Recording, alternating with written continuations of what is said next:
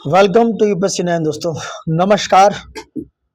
UPSC 9 में आपका बहुत बहुत स्वागत है दोस्तों। बात करने वाले हैं आज heat and thermodynamics. I know very well about that कि general science is a tough topic and tough subject for all of you. तो आपके लिए साइंस का, जनरल साइंस का, विज्ञान का अच्छे टॉपिक्स और उसकी नीट एंड क्लीन एक्सप्लेनेशन और उसकी बेहतर एंड बेटर अंडरस्टैंडिंग बहुत ज़्यादा ज़रूरी है। तो उसी के परिप्रेक्ष्य में हम ये जनरल साइंस का इंग्लिश का घटना चक्र है जिसको हम डिटेल करने की पूरी कोशिश कर रहे हैं। इस पर बेहतरीन चर्चा हो रही है और उसी में ही नेक्स्ट वीडियो में हीट एंड थर्मोडायनेमिक्स से रिलेटेड ये बहुत ही महत्वपूर्ण टॉपिक है। इससे पहले भी हमने एक वीडियो कराया है, करीब 5-6 वीडियो हम कंप्लीट कर चुके हैं। इसको जल्दी एज सून एज इसका एक मैराथन लेके आएंगे। तो ये बहुत ही अच्छा कंटेंट है जहां आप अपनी समझ को बेहतर कर सकते हो और एग्जाम्स ओरिएंटेड और एग्जाम के स्पेसिफाइड चीजों को अच्छे से समझ सकते हो। वैसे तो बहुत सारे सोर्स हैं पढ़ने के लिए, बहुत सारी जगह हैं, बहुत सारी चीजें हैं, बट ये कुछ बेहतर है जो आप मल्टीपल टाइम इसको करेंगे तो आपको बेहतर रिजल्ट मिलेगा दोस्तों। ठीक है, तो मल्टीपल टाइम प्रैक्टिस करते रहिए और अपनी नॉलेज को इनहेंस करते रहिए, इंप्रूव करते रहिए। और उससे पहले एक रिक्वेस्ट है, लाइक के बटन पर एक लाइक दबा दें, शेयर जरूर कर दें और सब्सक्राइब जरूर कर लें दोस्तों। लाइक शेयर सब्सक्राइब जो हमारे लिए बहुत ज्यादा जरूरी है और ये रिक्वेस्ट है आप सभी से, निवेदन है। चलिए लौटते हैं अपने वापस टॉपिक की तरफ। Heat and thermodynamics is very important. Notes form में, उसके बाद क्वेश्चन आंसर की बात करेंगे। एक एक चीज को हम बेहतर तरीके से कराएंगे। जो क्वेश्चन आंसर प्रीवियस ईयर्स में पूछे गए वो सारे हैं, चाहे वो आईएएस के हैं, UPSC, UPPCS, BPSC, MPPCS, Uttarakhand वगैरह वगैरह में जहां से भी टॉपिक से ये हिट होते हैं वहां से सब जगह से कंप्लीट किए गए दोस्तों। Got my point. चलिए बात करेंगे फिलहाल हीट की। What is heat? आप सभी को पता है heat just like a energy, एक एनर्जी फॉर्म होती है। जैसे आप हीट की तरफ जाते हैं, अभी ठंडी का समय है तो आप सबको वैसे भी पता होगा कि हीट कितना जरूरी है। सर्दियों में तो हीट की कितनी जरूरत है। आप दोनों हाथ रगड़ेंगे तब भी हीट प्रोड्यूस हो जाती है। मतलब दो कोई सॉलिड बॉडी के साथ आप अगर कुछ उसमें फ्रिक्शन क्रिएट करते हैं तो हीट प्रोड्यूस हो जाती है। ये एक सिंपल एग्जांपल्स है। चलिए बात करेंगे हीट की एक ऑफिशियल डेफिनेशन। देखो, हीट इज दैट एनर्जी, वो एक एनर्जी है which transfer from one system to another system. ये यहां पर बात कर रहे हैं कि भाई हीट एक एनर्जी है, ऊर्जा है जो एक सिस्टम से दूसरे सिस्टम में ट्रांसफर होती है as a result of their difference in temperature. और ये टेम्परेचर से इसके डिफरेंसेस पता चलते हैं कि हीट का लेवल क्या है। And now we are talking about its SI unit. Its SI unit is just like joule. Joule heat का एक ऐसा यूनिट है। कई बार चीजें बहुत कंफ्यूज हो जाती हैं कि भाई टेम्परेचर की एसआई यूनिट क्या है, केल्विन है वगैरह वगैरह। तो यहां पर याद रखा जाए कि एसआई यूनिट जो है वो जूल है हीट की। Now generally calorie is also use as a unit of heat. Generally होता क्या है हमारे इंडिया जैसे कल्चर में, यूएसए वगैरह में, इसको जैसे आप करते ना कि इतनी कैलोरी बर्न होगी, आजकल ट्रेंड में होता है कि भाई जिम गए आपने 300 कैलोरी बर्न की और 250 कैलोरी आपने गेन कर ली। तो कैलोरी भी एक हीट की क्या है, यूनिट है। तो कैलोरी भी जो कैलोरी है, कैलोरी बोलते हैं, वैसे ही कैलोरी होता है। Calorie is also use as a unit of heat. I hope so you got my point. अगर आपको अच्छा लग रहा है तो फीडबैक में कमेंट में एक कमेंट छोड़कर ड्रॉप करके ये जरूर बताएं कि हमारा सेशन आपको कैसा लग रहा है। चलिए now we are talking about temperature. Temperature क्या है?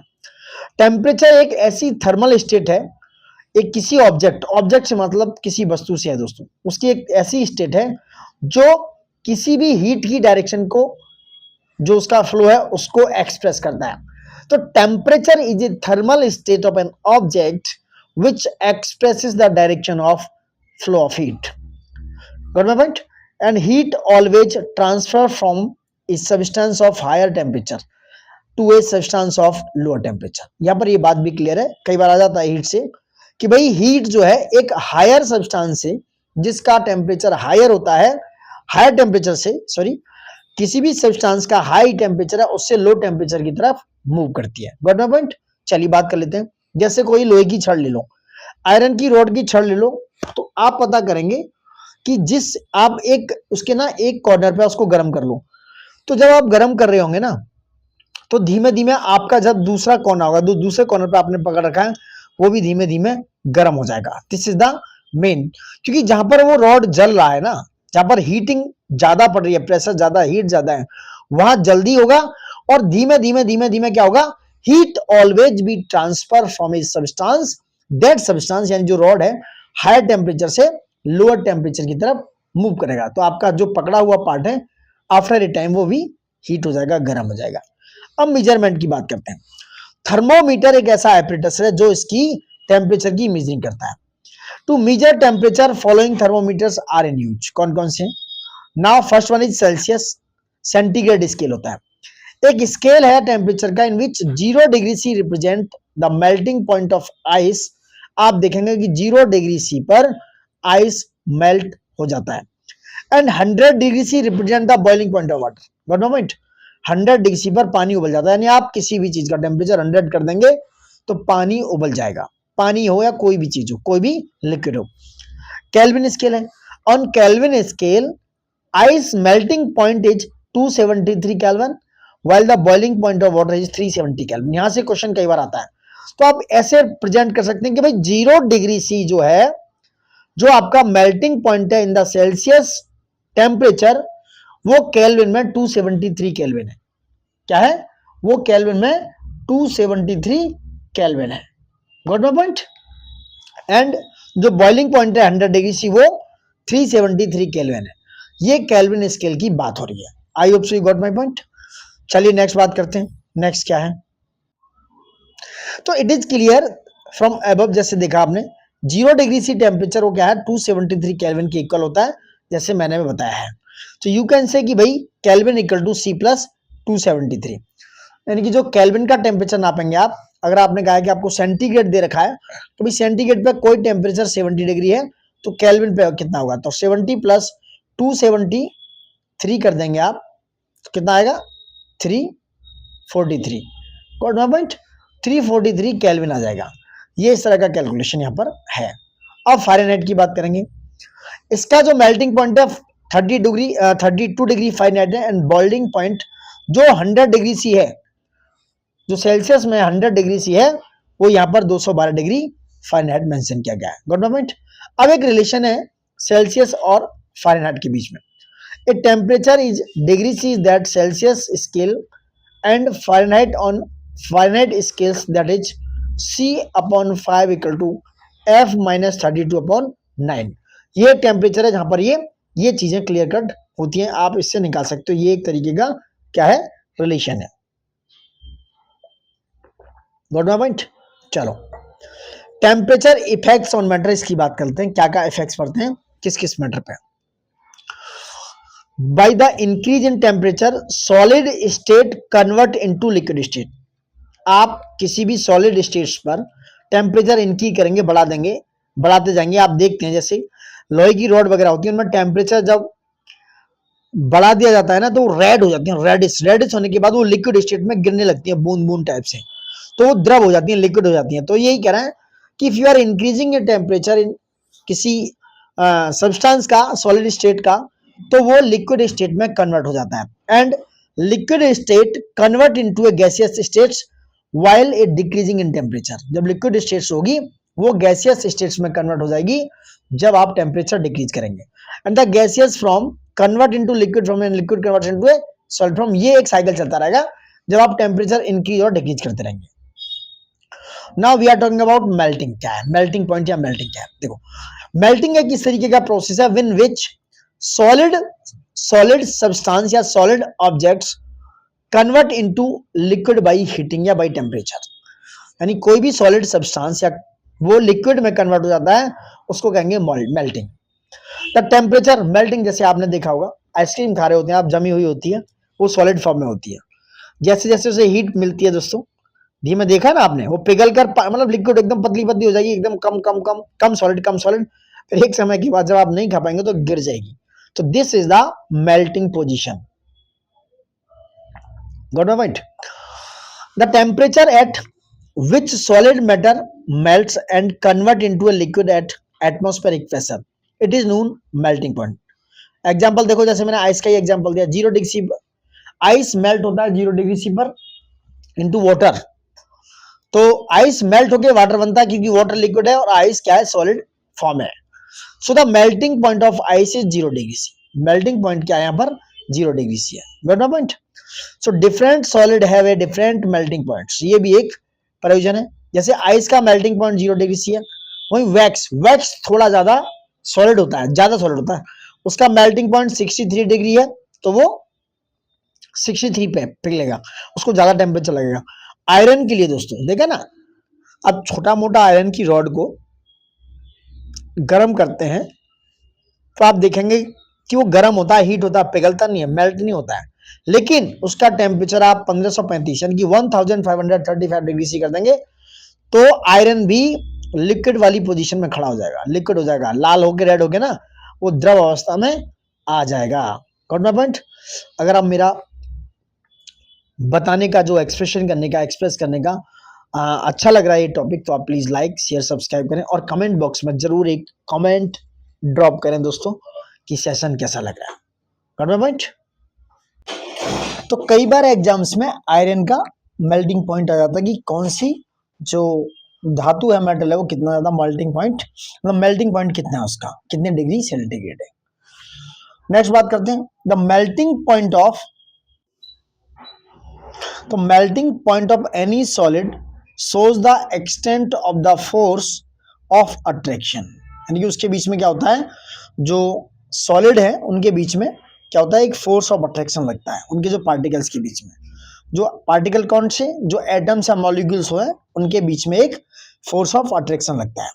तो the high melting point of solid shows that it has a high force of attraction between particles। जिस भी सॉलिड का जो है मेल्टिंग पॉइंट हाई होगा ना, उसके बीच में, उस पार्टिकल्स के बीच में हाई फोर्स ऑफ अट्रैक्शन लगेगा। ये बात याद रखी जाए, जितना सॉलिड का जो मेल्टिंग पॉइंट हाई होगा उतना ही ज्यादा उनके बीच में फोर्स ऑफ अट्रैक्शन हाई होने वाला है। Now we are talking about boiling point. Boiling point वो होता है in which liquid converts into vapours, इनकी जो लिक्विड है यानी कि जो द्रव है वो वेपर में यानी कि वाष्प में कन्वर्ट हो जाता है। तो process in which liquid converts into vapours fastly by heating is known as boiling. Heating के द्वारा जो वेपर में कन्वर्ट हो जाता है उसे कहते हैं boiling point. The temperature at which liquid boils and converts into vapours very fastly at atmospheric pressure is termed as boiling point. ये इसका बॉइलिंग पॉइंट कहलाता है। And the different liquids have different boiling points, different liquid के बीच में different boiling point होता है। Example देखेंगे, एल्कोहल का जो बॉइलिंग पॉइंट है 78 डिग्री सी, याद रखना, सॉरी, वाटर का 100 डिग्री सी। वाटर जो है 100 डिग्री सी पर बॉइल होता है, लेकिन याद रखा जाए एल्कोहल है वो 78 डिग्री सी पर बॉइल हो जाता है। वही मरकरी की बात करें तो मरकरी का जो बॉइलिंग पॉइंट है वो है 357 डिग्री सी। गुड मोमेंट, कितना है, 357 डिग्री सी पर जो मरकरी है बॉइल हो जाता है दोस्तों। अब बात करते हैं कंडेंसेशन की। What is condensation? देखो, कंडेंसेशन एक ऐसा प्रोसेस है जहां पर change of physical condition of matter from gas to liquid and it is contrast phenomena of vaporisation. Condensation जो है एक किसी भी मैटर का जो फिजिकल कंडीशन है वो क्या होता है, चेंज हो जाता है गैस से लिक्विड में। जैसे आपने देखा होगा कि कहीं गर्मी ज्यादा पड़ती है तो वहां से पानी इवेपोरेट होकर ऊपर जाता है और फिर बाद में कंडेंसेशन के थ्रू बारिश होती है। This is the process of condensation. अब आते हैं फ्रीजिंग पे। इट इज ए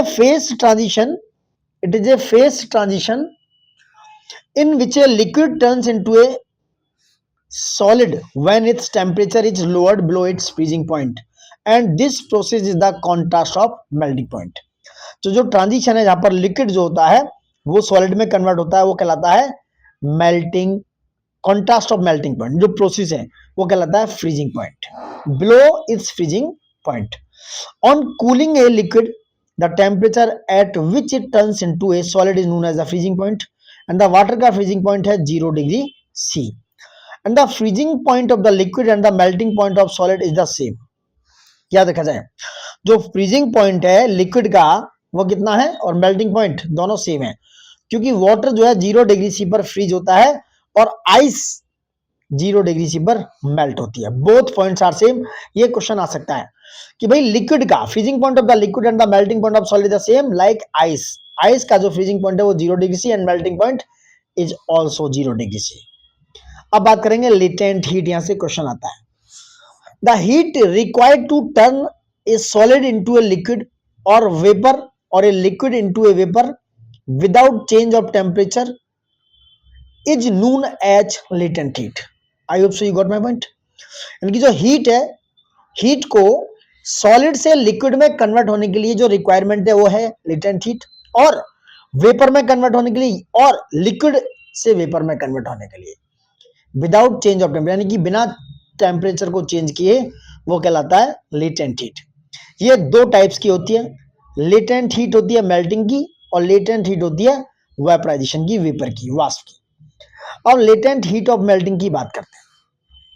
यहां पर क्या होता है, it is required energy converting for solid into liquid phase is called latent heat of melting, and the value of latent heat of ice is 3.34 into 10 की power 5 joule per kilogram. Got my point. तो ये है latent heat of melting. Now बात करते हैं latent heat of vaporisation की। It is the required energy converting for liquid into vapour is called latent heat of vaporisation. The value of latent heat of water is 22.5 into 10 की power 5 joule per kilogram. When water turns into vapor, it absorbs the latent heat। जब water जो है वाष्प बनता है, vapour बनता है, तो वो लेटेंट हीट एब्जॉर्ब करता है। Got my point. क्या करता है, लेटेंट हीट को एब्जॉर्ब करता है। एक्सपेरिमेंट के थ्रू देखा गया, it has been observe that burning from steam is more unendurable painful. आप समझ रहे हैं मैं क्या कह रहा हूं, यानी कि बर्निंग फ्रॉम स्टीम, भाप से जलना बहुत ज्यादा पेनफुल होता है then burning from boiling water. आप अगर बॉइलिंग वाटर से कंपैरिजन में भाप से जलते हैं तो वो ज्यादा पेनफुल है, ये बात कहना चाह रहे हैं यहाँ पर। Although both are the same temperature that is 100 degree, दोनों का टेम्परेचर सेम है, बट भाप से आप ज्यादा जलते हैं। क्यों? Because steam has more latent heat in compare to boiling water. भाप से इसलिए ज्यादा जलते हैं क्योंकि स्टीम की लेटेंट हीट बॉइलिंग वाटर के कंपेयर में ज्यादा होती है।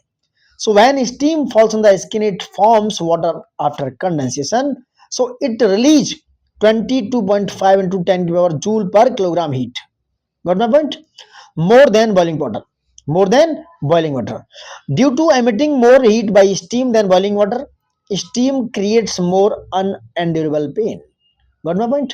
तो स्टीम से आप ज्यादा जलते हैं कंपेयर टू बॉइलिंग वाटर। अब बात करेंगे सब्लिमेशन, वेरी इंपोर्टेंट, हिंदी में इसको कहते हैं ऊर्ध्वपातन। On heating when a solid change directly into vapour and on cooling when vapour change directly into solid, then the phenomena is known as sublimation. Some substances having this property are ammonium chloride, iodine, camphor and naphthalene. ये आता है question, तो ये sublimation के example है। Like ammonium chloride आता है तो ये भी सब्लिमेशन है, आयोडीन भी है, और एक कैम्फर कपूर होता है, और ये नेफ्थलीन।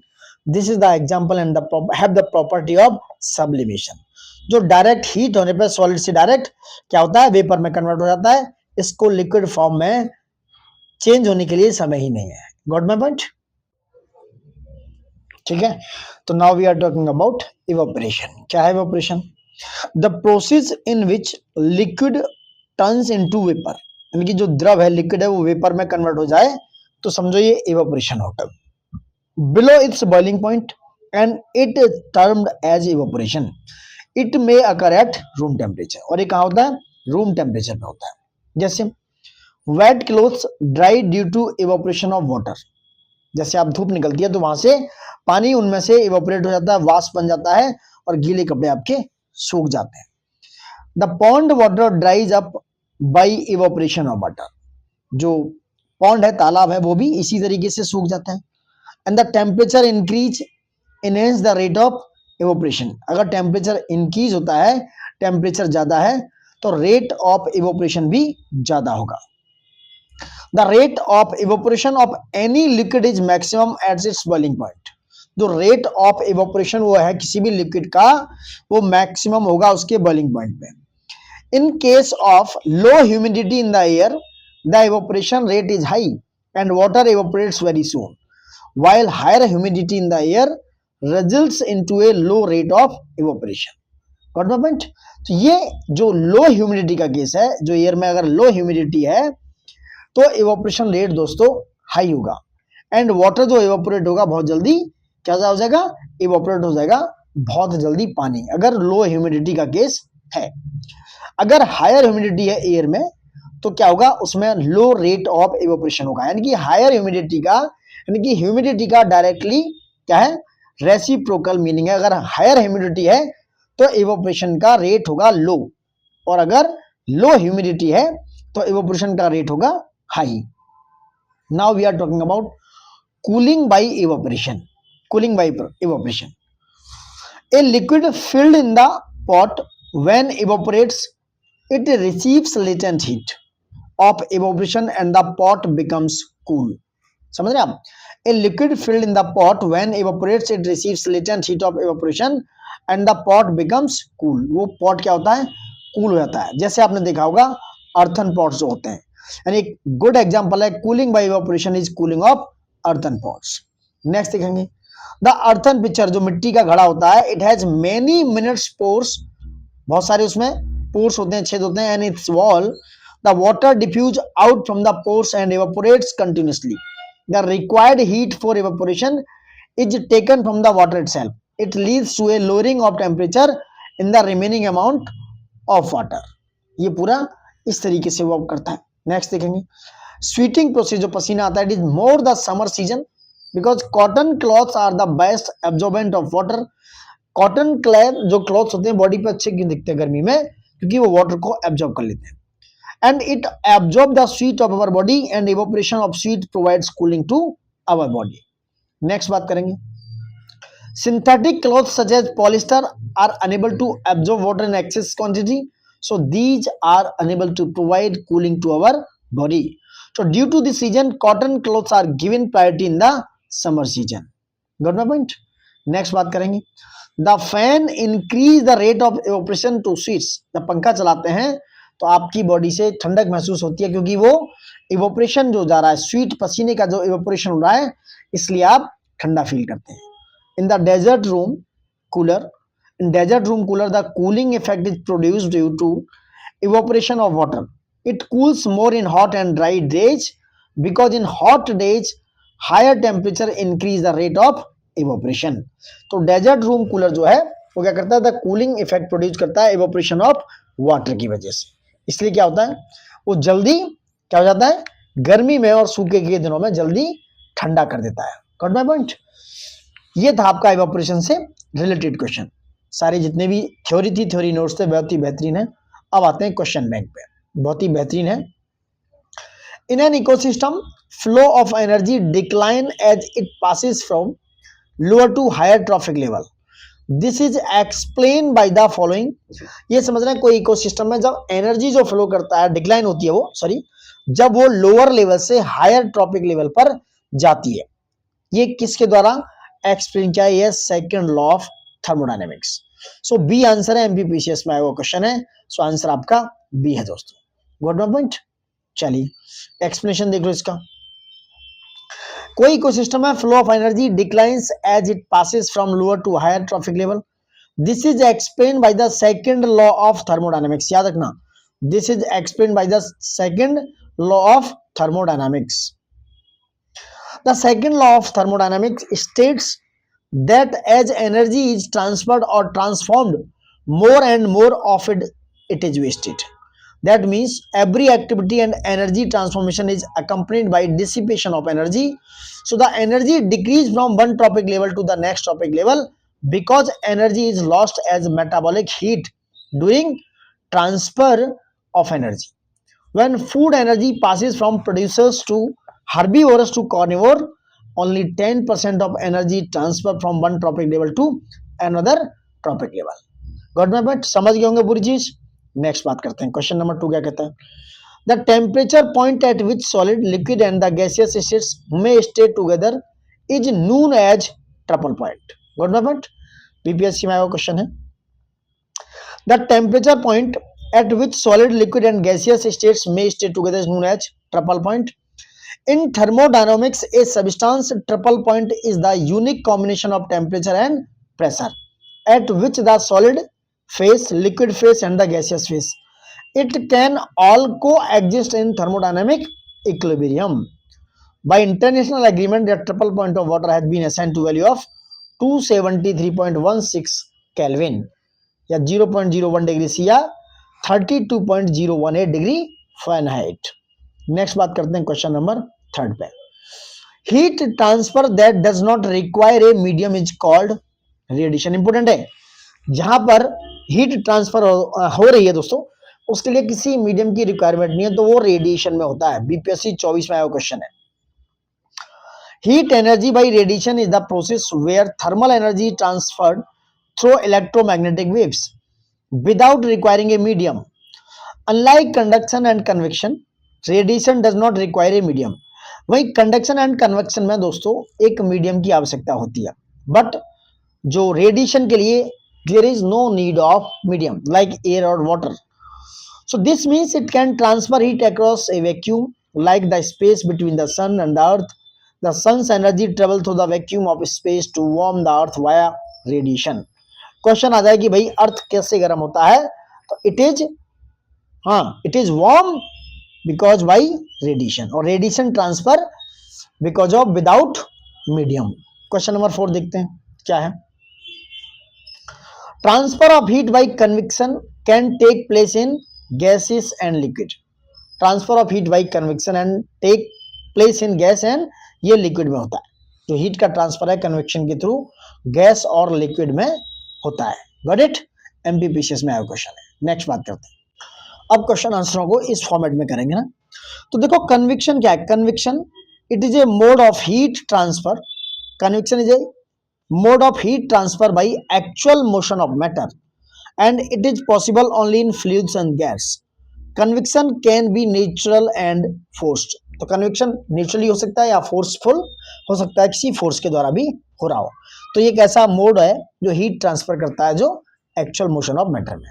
नेक्स्ट है, ए लिक्विड रिमेन हॉट और cold for a long time in thermos flask. जो थर्मस फ्लास्क है, यानी कि एक हीट जो है लिक्विड में बहुत देर तक गर्म रहता है क्योंकि थर्मस फ्लास्क में, because there is no loss और gain of heat by conduction and convection and radiation. Conduction, convection and radiation. So C is answer.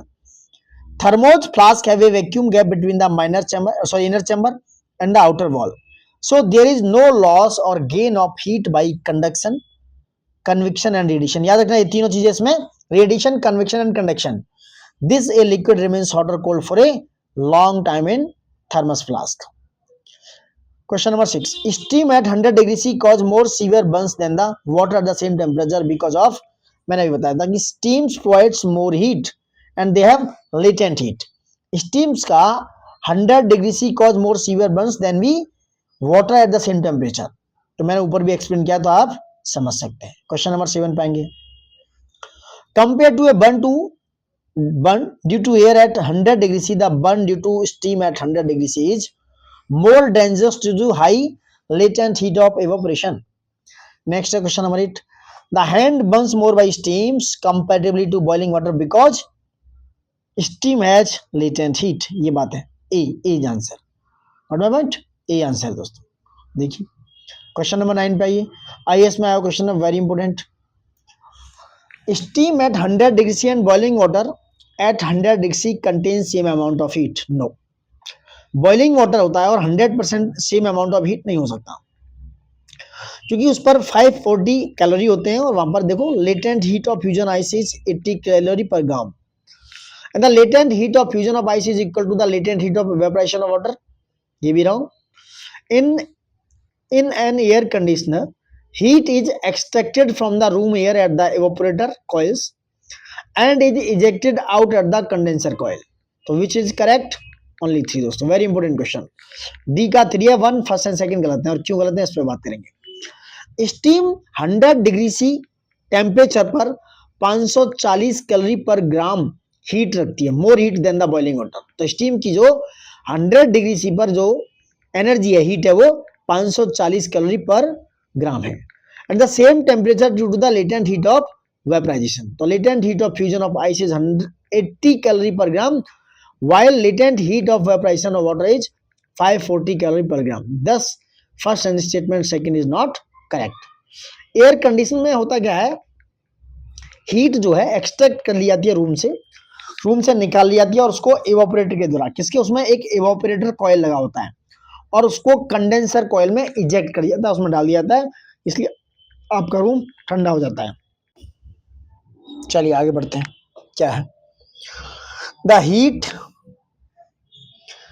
required in calories to convert 1 gram of ice at 0 degree C to steam at 100 degree C is approximately, समझ रहे हैं, मतलब जो heat कितनी calorie चाहिए आपको 1 gram ice को steam में यानी कि 100 डिग्री सी पर ले जाने के लिए, कन्वर्ट करने के लिए, तो चाहिए 720 किलो कैलोरी ग्राम जो भी होगा 720 कैलोरी चाहिए, ठीक है, क्योंकि जो लेटेंट हीट है मेल्टिंग की वो 80 है, उत्तराखंड में आया क्वेश्चन है, और वहीं 0 डिग्री सी पे कन्वर्ट करने के लिए कितना चाहिए, 80 कैलोरी, ठीक है। Heat to enhance the temperature water 0 degree C पर 100 डिग्री कैलोरी और 540 ये, तो आप जोड़ लो सबको, आ जाएगा 720 कैलोरी। जो मैंने ऊपर बताया था कि what is the difference, what is the relation between the Fahrenheit and the Celsius degree, ये 24 में आया हुआ क्वेश्चन है, ये 24 में आया हुआ क्वेश्चन है यूपीपीसीएस प्री 2024 में, कि फ़ारेनहाइट और इनके बीच में क्या होता है, याद रखो, F बराबर होता है 9/5 डिग्री सी प्लस 32, यानी कि फ़ारेनहाइट जो होता है 9/5 डिग्री सी प्लस 32, इसको जोड़ दिया जाए तो फ़ारेनहाइट के बराबर होता है। ये 2024 पीसीएस में आया हुआ क्वेश्चन था, गॉट माय पॉइंट। चलिए आगे बात करेंगे, इस फॉर्मूले पे बात हो चुकी है, अब आते हैं 12 क्वेश्चन पे। At what temperature are reading of a centigrade and Fahrenheit thermometer is the same, यानी ऐसा कौन सा टेम्परेचर है जहां पर फ़ारेनहाइट और सेंटीग्रेड की जो रीडिंग्स हैं वो इक्वल है, तो वो है -40, याद रखना -40, ये भी क्वेश्चन आईएएस में आया है, यूपीपीसीएस मेंस 2015 में आया, ठीक है। तो -40 डिग्री इज द टेम्परेचर जहां पर रीडिंग सेम होंगे both centigrade and Fahrenheit scale पे। Relation between degree and centigrade and degree Fahrenheit is C/5 equal to F -32/9। F को -42 रिप्लेस करेंगे तो आपको -40 डिग्री निकल कर आ जाएगा। At what degree are the centigrade and Fahrenheit temperature are the same, -40 degree. At which temperature the Celsius and Fahrenheit scales coincides, -40 degree. At what point the Fahrenheit temperature is double of centigrade temperature, that is 160 degree C, यहाँ पर 160 degree जी हो जाएगा, आप देख लेना, formula आप यहाँ पर अप्लाई कर सकते हो। क्वेश्चन नंबर 16 पे आते हैं, क्या है 16, the body temperature of healthy man is 30 degree C 37 degree C Celsius, जो हेल्दी मैन है उसकी बॉडी का टेम्परेचर 37 डिग्री सी होगा। दो the body temperature measured of an individual can a very healthy human body can maintain A Fairlie consistent body temperature that is around the mark of 98.6 degree Fahrenheit or about 37 degree.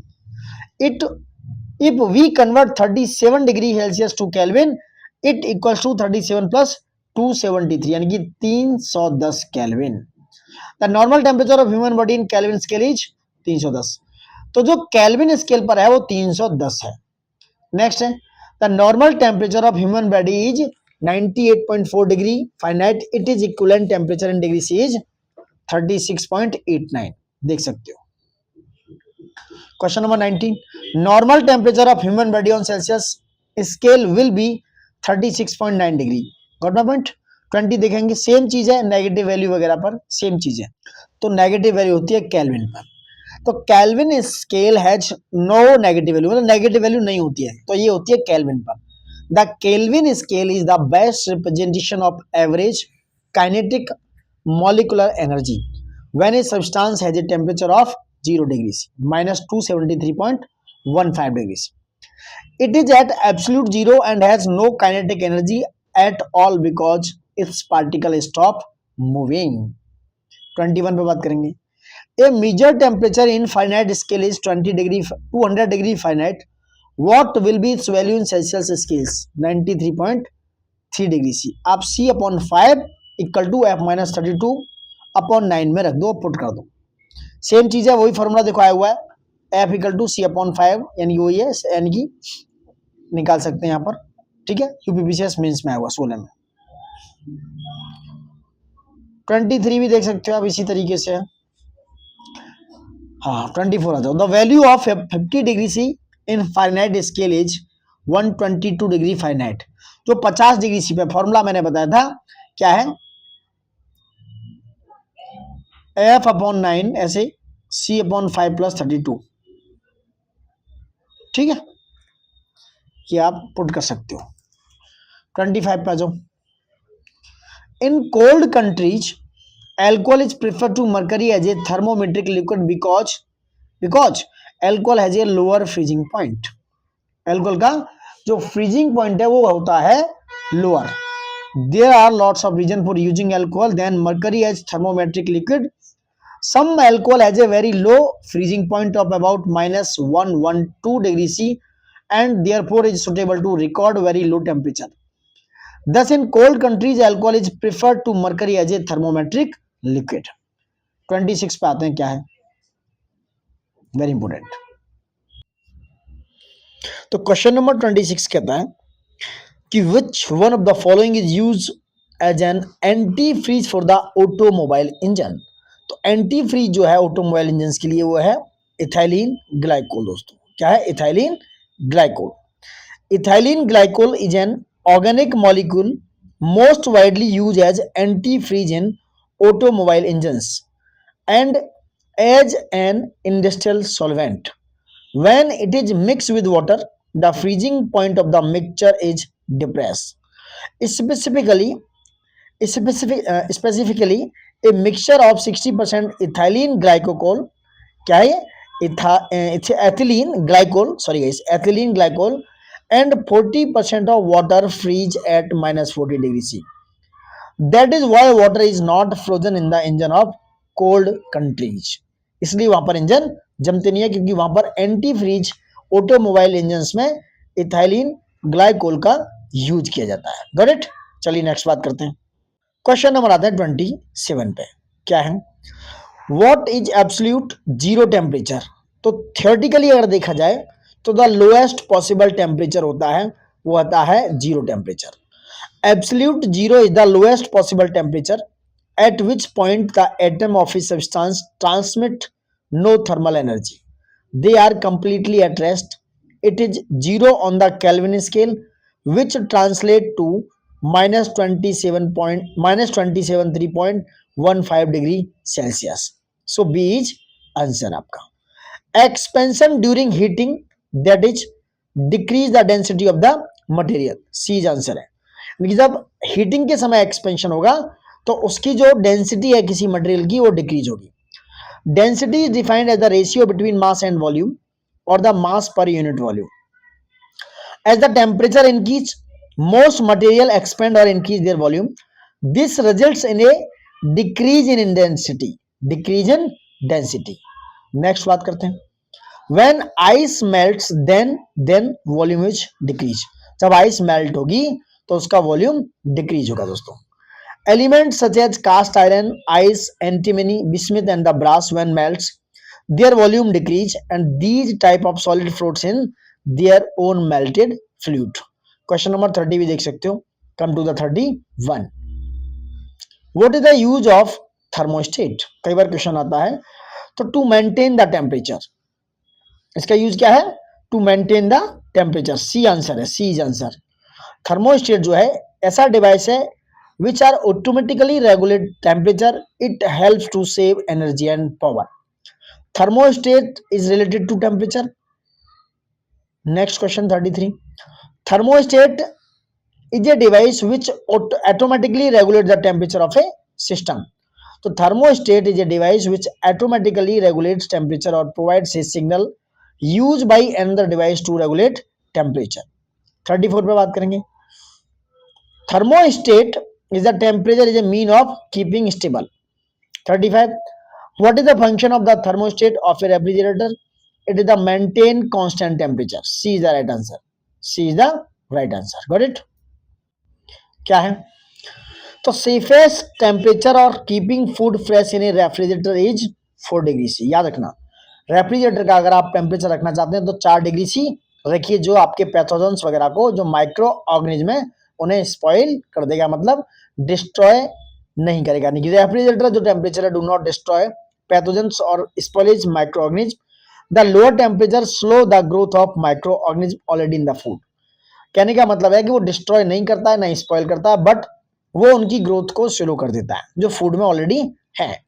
Some bacteria grow most rapidly in the range of temperature between 40 and 140 degree Fahrenheit. ये होती है danger zone. Thus, it is necessary to make sure that the refrigerator is maintaining the recommended temperature of 35 to 40 degree Fahrenheit or below. According to international standard, the recommended temperature of the refrigerator is 36 degree Fahrenheit to 38 degree Fahrenheit. That is 1.7 degree C to 3.3 degree C. Got my point? अब आते हैं 37 पे। When the soggy biscuits are kept inside the fridge for some time, they become crisps because humidity inside the fridge is low and the extra moisture is absorbed.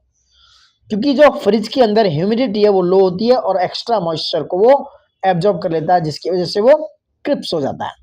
ठीक है, ये पढ़ सकते हो, ये पहले भी बताया हुआ है। 38 पे बात करेंगे उसके एसेशन एंड रीजन पे।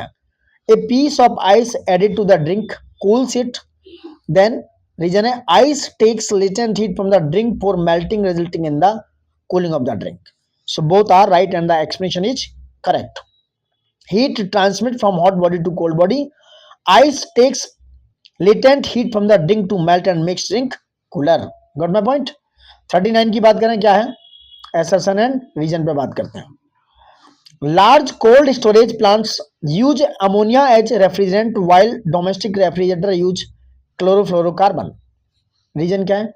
Ammonia can be liquefied at ambient temperature at low pressure. So A is true and R is false. I इसमें क्वेश्चन है, false क्यों, इसकी बात करने वाले हैं। Ammonia can be liquefied at the ambient temperature at high pressure, not low pressure. तो वो हाई प्रेशर पे होता है, ना कि लो प्रेशर पे। 40 पे आ जाओ। Assertion है if ice collects in the freezer, the cooling in the refrigerator is affected adversely. Ice is a poor conductor. So answer is A. Both and A are true and the R is correct explanation of A. You can see 41 पे आते हैं। When a glass rod is placed in steams, its length increase bit, but its width is also increase. आप glass rod को किसी steam में डालते हो तो वहां पर क्या होगा, इसकी लेंथ और विड्थ दोनों ही इंक्रीज कर जाएंगी। याद रखना, ग्लास रॉड दोनों ही इंक्रीज कर जाएंगी। Consider the figure of a metal ball and the metal ring given below. Ball and annual, ये एनल से देखो क्या है। Metal ball can just pass through the hole of a metal ring formed out of strips. When the ball is heated, it gets stuck, but when the metal is heated, the ball can still pass through the ring as diameter expands on heating. आइए इसमें question है। तो most solids हैं, they expand when heated and contract when cooled. The rate at which solid expand when heated depends on the substance. Metal tend to have higher rates of expansions than non-metal solids. When a metal ring is heated, there is an increase in outer diameter along with inner diameter. Thus, the ball can pass easily through it. 43 देख सकते हैं आप, देख लेना। 44 पे आते हैं, it's very important. A piece of copper and a piece of a glass are heated to the same temperature. When touched, therefore the copper piece appears hotter than the glass piece. क्योंकि reason क्या है, the density of copper is more than that of glass. तो answer is B. दोनों सही है लेकिन explanation is not good, so answer is B. आइए इसका क्वेश्चन है,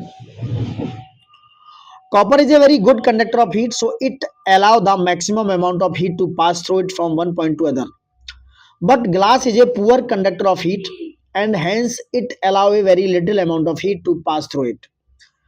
this is the reason that when heated to some same temperature, the copper piece appear hotter than the glass piece. So the density is copper is about 8,920 to 8,960 kilogram per ghन meter, while the density of common glass is known as 2,400 to 2,800 kilogram per ghन meter. So the density of copper is more than that of glass. So not correct of the region, but दोनों both are right. In winter, you touch a log of wood and a rod of iron. You feel rod of iron is colder because of, in comparison to wood, iron is good conductor of heat. Comparison to wood जो है, iron is a good conductor of heat. ये मैंने पहले ही बताया, देख सकते हैं आप. If the temperature of air increase, how would it affect its ability to assume water vapor? Because इसको increase कर देगा. देखो, there is a direct relation between the atmospheric humidity and temperature.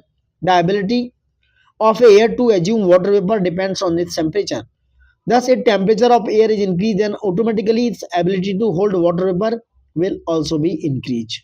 Got it? उसकी जो water vapor की जो ability होगी वो भी क्या हो जाएगी, increase कर जाएगी. Got my point? Next बात करते हैं assertion और reason. Relative humidity decrease with increasing air temperature. अगर air temperature को आप increase कर देंगे तो जो relative humidity है वो decrease हो जाएगी. ठीक है. Absolute humidity increase with the increasing evaporation. जो absolute humidity है increase हो जाएगी अगर evaporation increase हो जाता है. दोनों सही है और एक्सप्लेनेशन भी सही है. Answer is a. पीसीएस 2024 का क्वेश्चन है.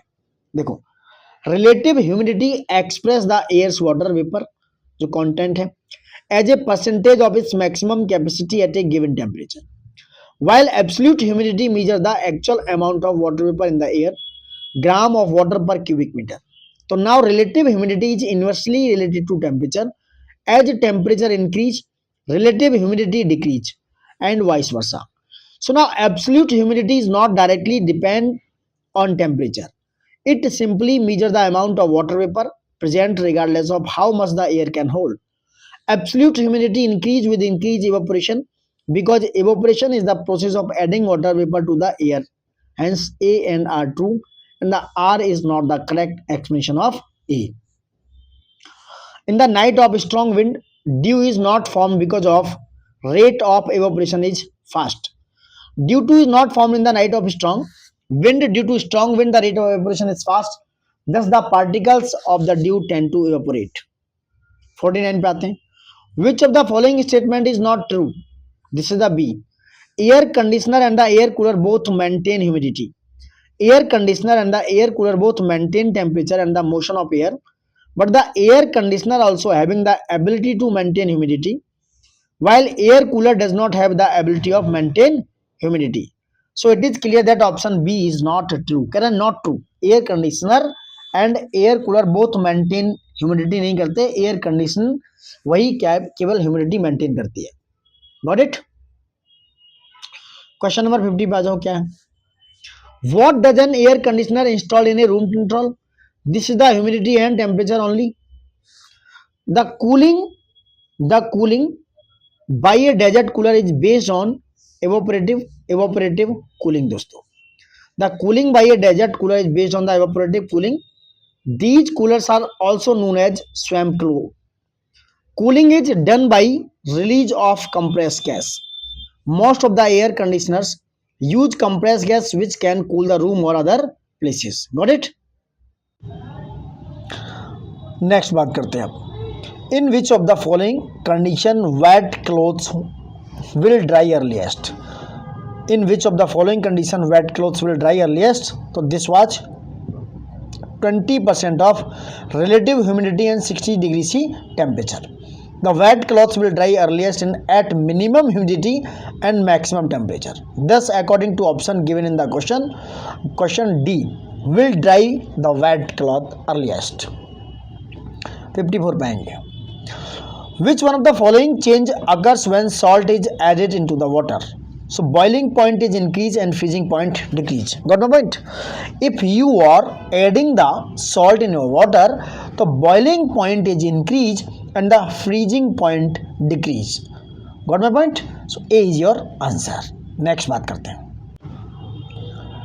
If salt is added to water, then the boiling point of water will increase.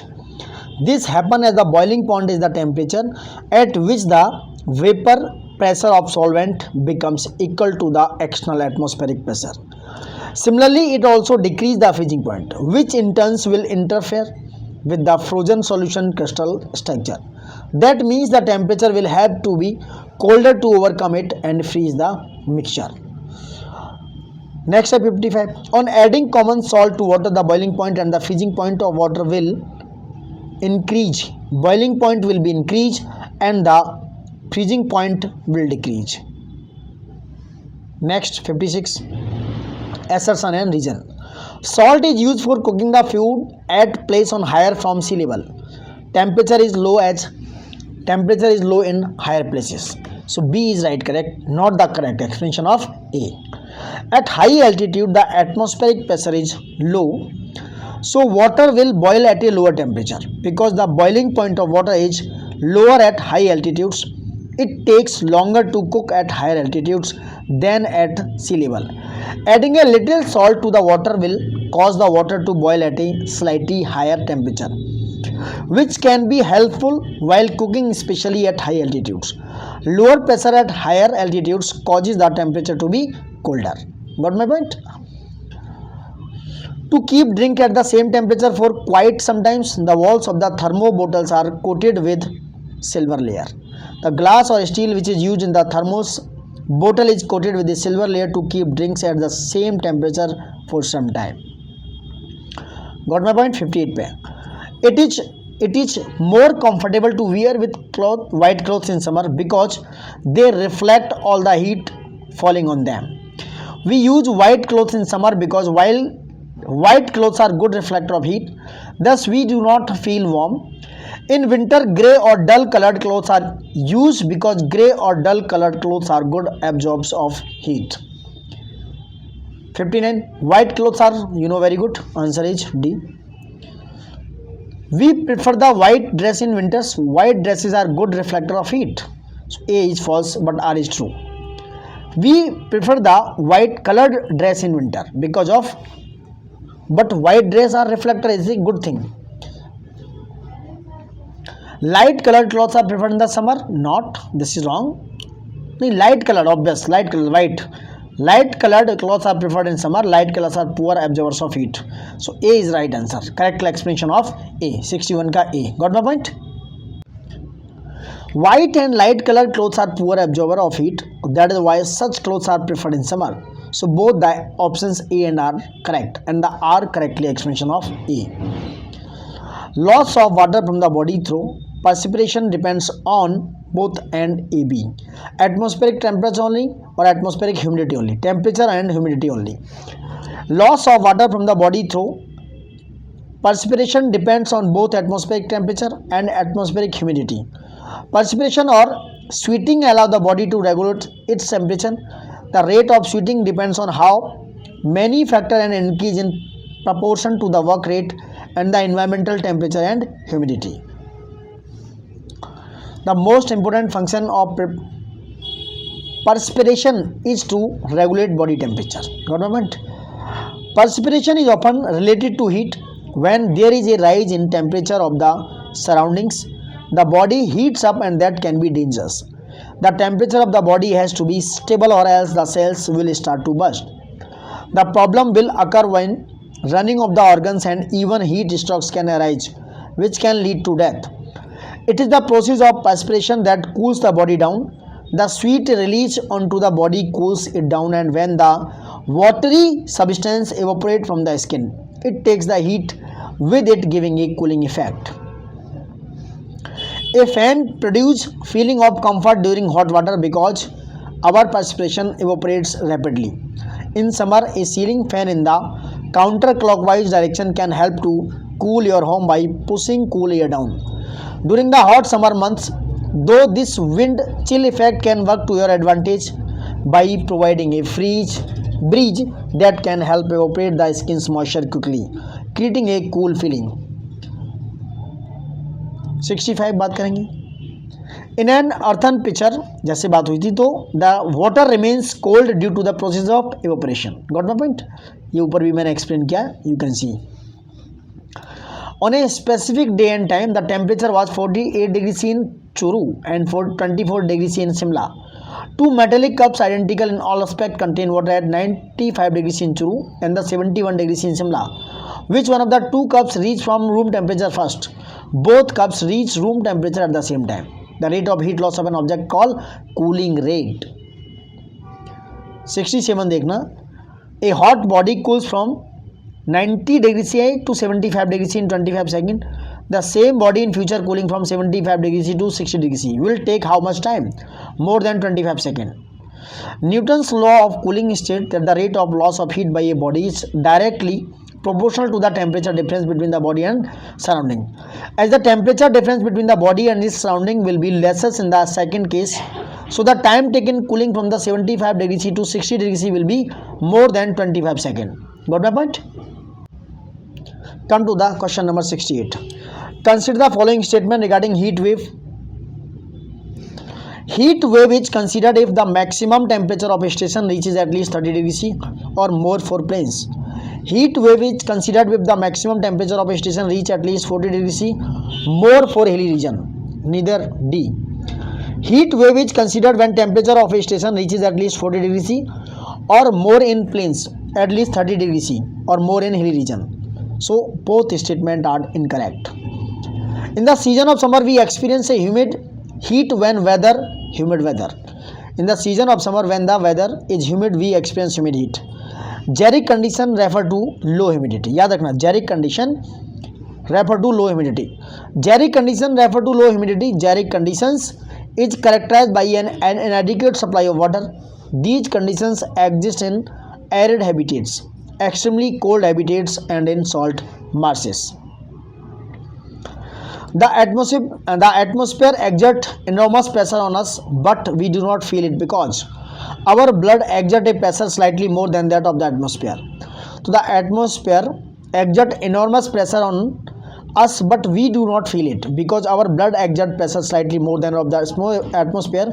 We feel this pressure in water because the pressure under water is greater than our normal blood pressure. तो water में जो pressure होता है वो ज़्यादा होता है, water के अंदर में है आप तो. Which of the following statement is not true? B answer है. Addition of solute to a solution increase water potential. देखो, water potential is the potential energy of water per unit volume relative to pure water in reference conditions. It quantifies the tendency of water to move from one area to another due to osmosis, gravity, mechanical pressure, or metric effects such as capillary actions, which is caused by surface tension. The addition of solutes in water lowers its water potential, by which it becomes negatively charged. Adding solutes takes the water molecules less concentrated, and this reduces the chemical potential of water in this system. Why does water boil at a temperature below 100 degrees C at higher altitudes? The atmospheric pressure decreases and hence boiling point is lowered. At higher altitudes of a mountain, the atmospheric pressure decreases due to lack of air. Therefore, the boiling water pressure decreases and water boils below 100 degrees C. Due to lowering of boiling point, the boiling point of a liquid varies depending upon the surrounding environmental pressure. A liquid in a partial vacuum has a lower boiling point than that of liquid at atmospheric pressure. A liquid at high pressure has a higher boiling point than when that liquid at atmospheric pressure. 74 same है, देख सकते हैं आप. You can see like that. C answer है इसका, देख सकते हैं आप. Got my point. 75. Food gets cooked faster in a pressure cooker because water starts boiling at a high temperature due to high pressure. Water जो है start होता है boiling at a high temperature due to high pressure. Food can be cooked faster in a pressure cooker since the boiling point of water increase with increase in pressure. As the water boils, the steam produced cannot evaporate, so the pressure inside the cooker increase. The boiling point of water now becomes about 120 degrees C. The load pin fixed on the heavy aluminum lid prevents any escape of steam. The rubber ring around the lid deals the liquid inside. Thus, food gets cooked faster in a pressure cooker. Pressure cookers are more common in the mountain where elevation is high.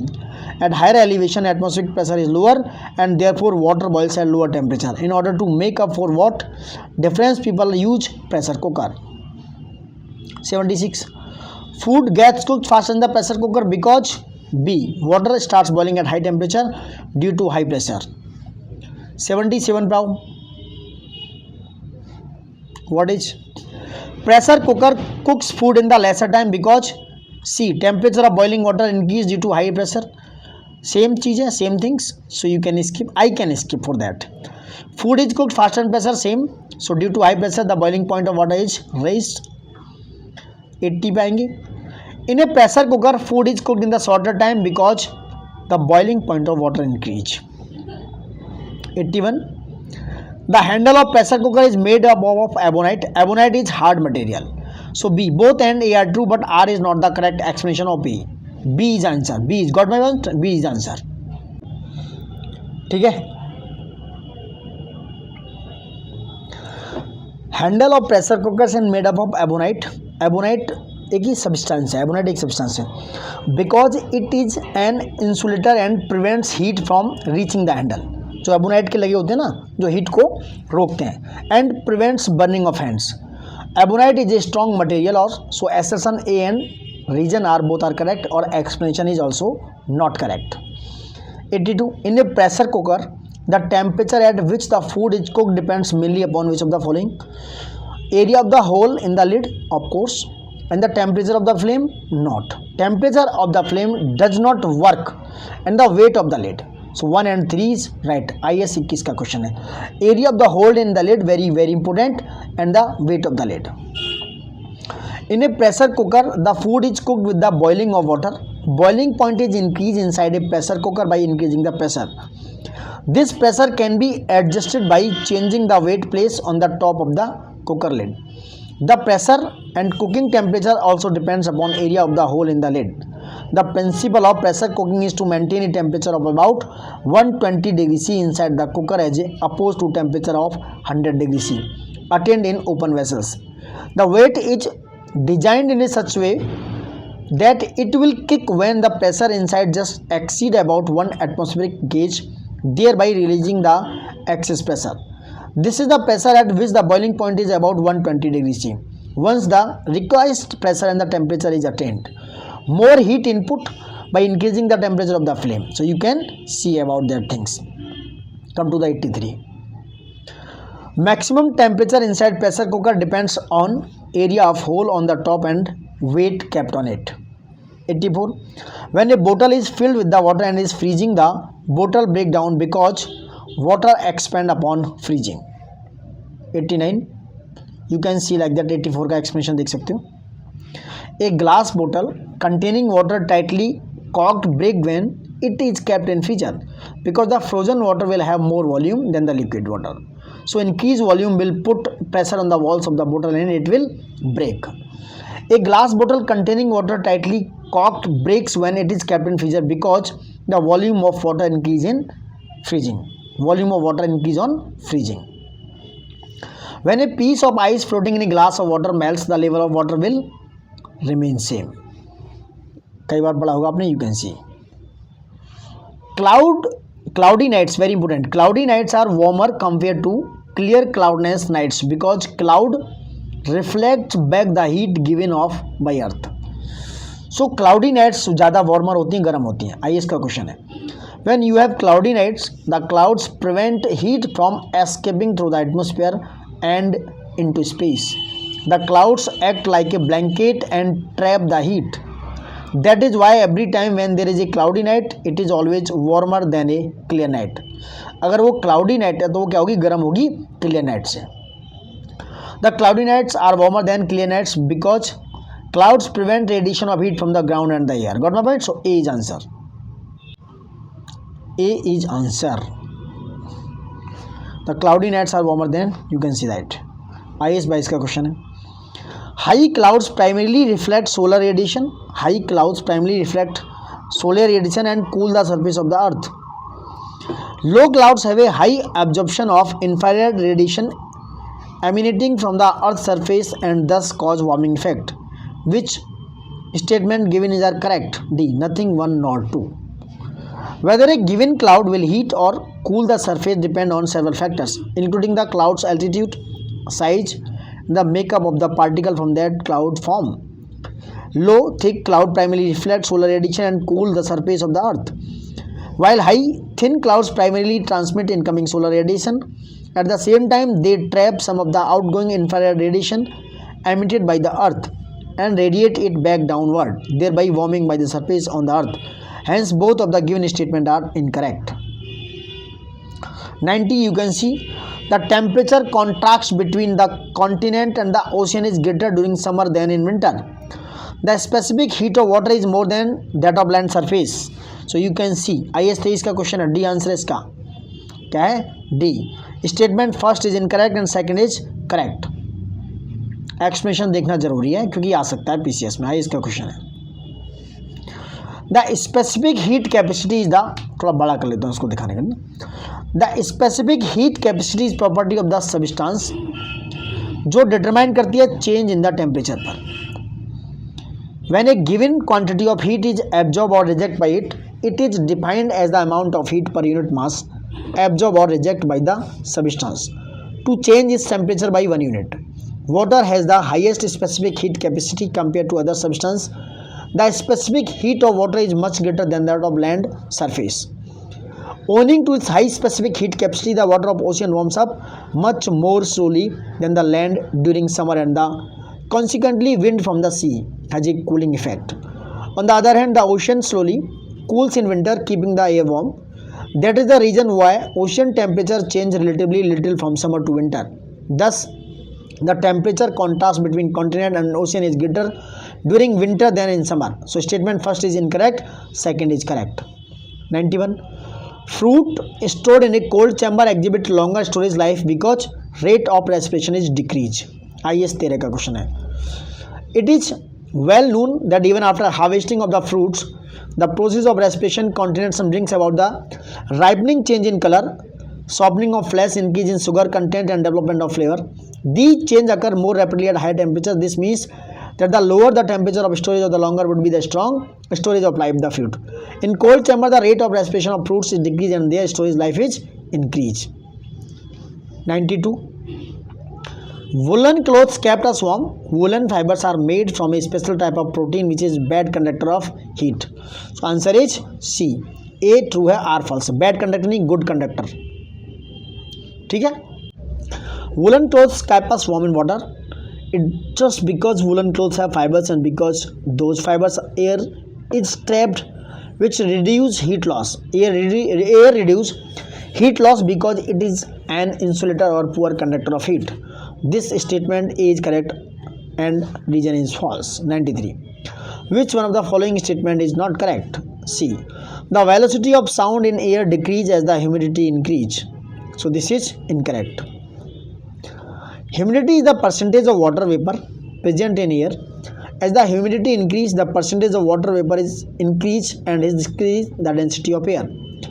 This result in the increase of velocity of sound. So increase in the humidity of air increase the velocity of sound in air. So statement C is not correct, while statement of other three options are correct. Opening the door of the refrigerator kept in the room. C. You can warm the room of a little.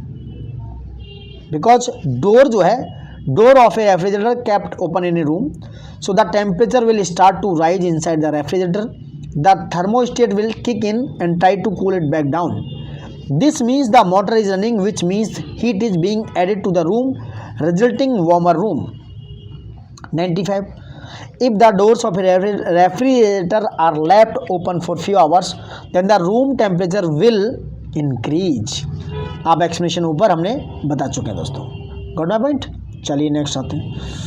ये देखो complete हो गए. 95 question थे, करीब complete हो गए. अब next बात होगी वेव मोशन पर, और वेव मोशन पर बात होगी दोस्तों नेक्स्ट वीडियो में. और सबसे ज़रूरी बात यही है कि वेव मोशन पर चर्चा करेंगे अपन नेक्स्ट वीडियो में. नेक्स्ट वीडियो में इसके नोट्स को हम बखूबी बताएंगे और आपके साथ शेयर करेंगे सारी चीज़ें. उससे ज़रूरी बात यही है कि लाइक शेयर सब्सक्राइब ज़्यादा से ज़्यादा कीजिए और लाइक का बटन दबाकर ऑल पर क्लिक कर दीजिए, जिससे ये वीडियो नेक्स्ट टाइम आप तक पहुंच सके, तो आप तक इजी गोइंग पहुंच जाए. देखिए अच्छे से पढ़िए, मन से पढ़िए. अगर ये वीडियो अच्छा लग रहा है, आपके लिए हेल्पफुल है, आपके लिए अच्छा फ़ायदेमंद है, तो आप प्लीज़ लाइक शेयर सब्सक्राइब ज़्यादा से ज़्यादा करें और एक फीडबैक में कमेंट ज़रूर छोड़ाएं. चलिए, thank you for watching it. जय हिंद एंड टेक केयर. आसपास सफाई रखिए, स्वस्थ रहिए, हेल्दी रहिए and good luck for your upcoming exams. So take care दोस्तों.